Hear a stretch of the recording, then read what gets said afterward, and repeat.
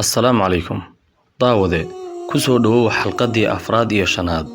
ee barnaamijka fariimaha quraanka barnaamijkaas oo maalin kasta oo Ramadaan ah idinka yimaada barta YouTube-ka uu ku leeyahay kanaalka Qumane iyo sidoo kale ciwaanka Facebook ee Sakariya Cabdullah Harun fariinteena maanta waxa weeye aayadda 87 ilaa aayadda 89 ee suurada Al-Maa'ida Rabbi waxa uu leeyahay أعوذ بالله من الشيطان الرجيم بسم الله الرحمن الرحيم يا أيها الذين آمنوا لا تحرموا طيبات ما أحل الله لكم ولا تعتدوا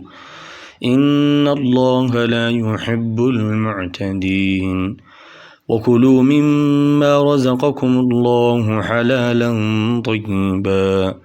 واتقوا الله الذي أنتم به مؤمنون لا يؤاخذكم الله باللغو في أيمانكم ولكن يؤاخذكم بما عقدتم الأيمان فكفارته إطعام 10 مساكين من أوسط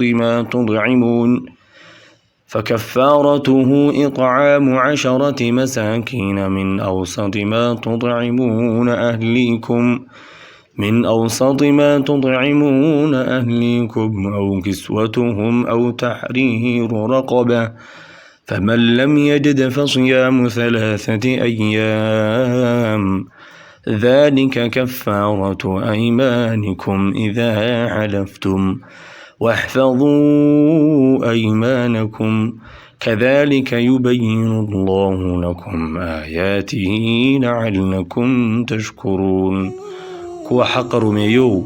ححرمين وناقا حلاش إلهي إذين بنيي حنا حد قد بنا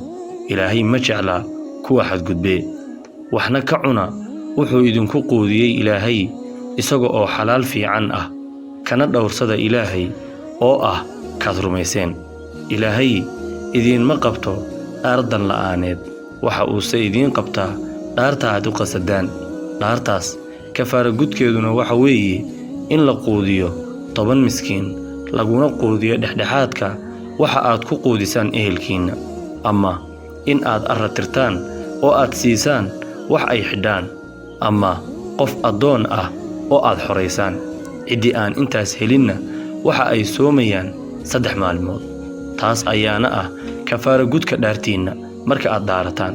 ee dhowra dhaartiina sidaas ayaanu ilaahay idinku cadeynayaa aayadihiisa waxaanad mudantihiin in aad ku mahadisaan aayaduhu waxa ay ka hadlayaan 2 qodob qodobka koobaad waxa weeye in la cuno quudka ilaahay ee xalaasha ah sidoo kalena aan la xadgudbin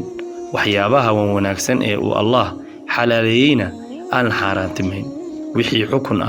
alle ayaa jaangooya oo iska leh qodobka labaad dhaarta iyo xukunkeeda dhaartu waa 2 mid uu qofku ciyaar iyo kaftan u yiri loona qaban maayo adoonka dhaartaas talabaad mid uu qofku ku talagalay in uu dhaarto oo shay walla iyo bille ka maro ama ku maro haddii uu qofku markaa dhaarto oo wixii uu ku dhaartayna aanu samayn waxa waajib ku in uu la yimaado waxyaabahan soo socda 1 in uu quudiyo 10 qof oo wax mahaysata ama uu siiyo iyo dharkii ay xidhan lahaayeen 2 in uu qof adoon furto oo uu xoreeyo 3 in uu 3 casho soomo waa haddii kuwa kale oo waaye dhaartu waa wax adag qofka dhaarta had iyo jeer isagoo oo aan la imanaynin wixii ay waajibka ahayd hawl baa u taal daawade waa inoo bari iyo fariin kale oo kamid fariimaha qotada dheer ee quraanka insha Allah. Assalamu alaykum.